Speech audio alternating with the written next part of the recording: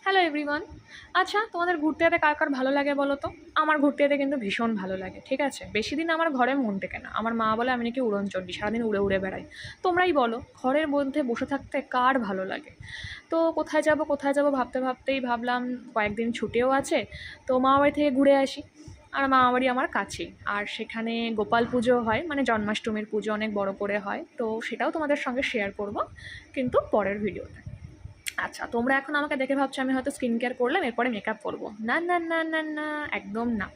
আমি makeup person কিন্তু নই। আমি স্কিন কেয়ার করতে ভীষণ পছন্দ করি। আর বাইরে যা পলিউশন, খোপা ছাড়া বেরোনোই যাবে না। তো চলো, চলতে চলতে তোমাদেরকে শেয়ার করি যে আমি কোথায় থাকি এবং আশেপাশটা কেমন। ঠিক আছে, এই যে রাস্তাটা দেখতে পাচ্ছ, এই রাস্তাটা কোনটা বলো তো? এটা হচ্ছে কাটোয়া মোড় থেকে কাটোয়া ঘাট যাওয়ার রাস্তা। আর এই আমাদের সুন্দর গ্রাম বাংলার পরিবেশ।